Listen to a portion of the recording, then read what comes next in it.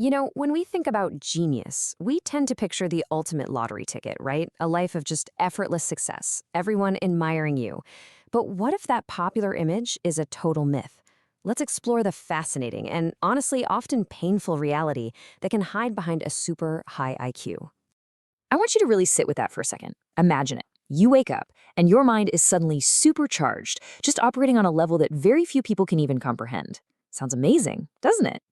But this kind of power, well, it comes with a profound hidden cost that can lead not to fulfillment, but to a really specific kind of despair. This really gets to the heart of the conflict. Over on the left, you've got the myth we all buy into, that a high IQ is basically a golden ticket to a great life. But on the right, you see the psychological reality, which, backed by a ton of research, paints a much, much darker picture. A world where this incredibly powerful mind can actually become its own worst enemy. Okay, so first we've got to look at the internal battle. What actually happens when your brain is so powerful that it just can't switch off? Well, it becomes this relentless machine of calculation and prediction, and trust me, that's not always a good thing. And this is the first major trap, something called analysis paralysis. Now, this is way more than just overthinking. It's a total cognitive gridlock. Your brain's incredible ability to generate possibilities suddenly becomes a bug, not a feature. It completely short-circuits your ability to just, make a choice and move forward. This quote just perfectly frames intelligence as this double-edged sword. The exact same brain power that can solve incredibly complex problems is also a master at forecasting failure. I mean, when you can vividly imagine 50 different ways something could go horribly wrong, taking that first step feels less like a choice and more like you're walking through a minefield. And the consequences of this are severe. Perfectionism, it stops being about high standards and becomes a shield, something to protect a fragile identity that's been built entirely around being smart. Your mind just endlessly replays negative events, always searching for patterns. And sleep? Sleep becomes a luxury your racing brain just won't allow.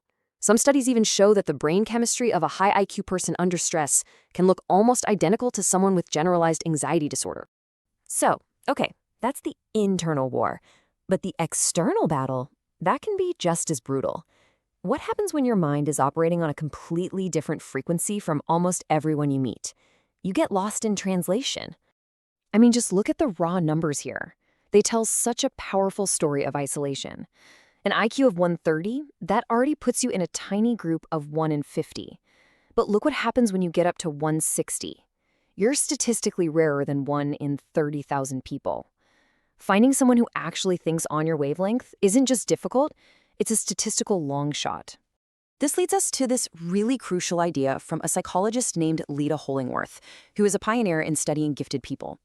She proposed this communication range, basically suggesting that once the IQ gap between two people gets bigger than about 30 points, genuine understanding starts to just break down. Your ways of processing logic, humor, abstract ideas, they become fundamentally different. And the result is this really clear divide. Inside that 30-point range, conversations just flow. But beyond it, communication becomes strained. The person with the higher IQ often has to resort to what's called masking, constantly translating their own internal world into a simpler language just to be able to connect with people. And that is the draining reality of it all. Every single social interaction can feel like a performance. You're not just having a chat, you're actively managing the other person's comprehension, you're simplifying your ideas, and you're holding back your true thought process. It is incredibly isolating, and over time, it's just plain exhausting. And this experience, it often starts way back in childhood. The gifted student who finishes the assignment in 5 minutes and then has to sit there quietly for another 15. Well, that translates directly to adulthood. That feeling of being bored out of your mind in a meeting, it's not arrogance, it's the genuine frustration of a mind that is just chronically under-challenged, basically stuck in first gear. Which brings us to what might be the heaviest burden of all, potential. Because when you can clearly see everything you could be, but your reality just doesn't match up, it creates this unique and really profound ache. This isn't your typical depression. It's something called existential depression, and it's a condition that highly intelligent people are particularly prone to. It's that persistent nagging awareness that you are more than this. Your mind can see the sheer vastness of your own potential, and when you look at your life and you see a huge gap, the pain can be just overwhelming. And this quote from Kafka, wow, it just captures this feeling with heartbreaking precision. You are the cage. You have this incredible capacity, this soaring bird trapped inside the bars of your own circumstances. The potential is right there, you can feel it, but it just hasn't found a way to be free.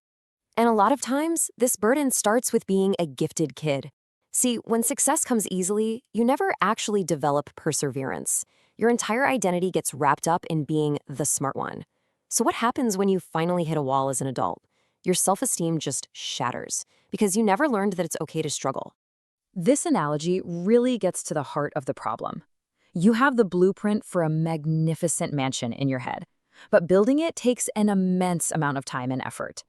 Meanwhile, you look around and you see your peers have already finished their cozy, functional homes. They're living their lives.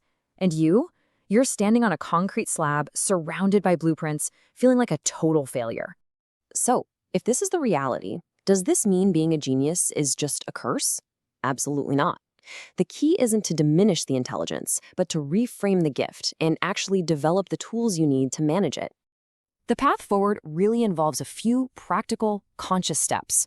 First, radical acceptance. Your brain works differently, and that is okay.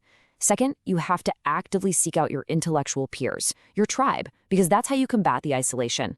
Then you use that incredible mind to find creative solutions to your own challenges. And maybe most importantly, practice self-compassion. Let go of that impossible standard of perfection and learn to celebrate the small, real wins.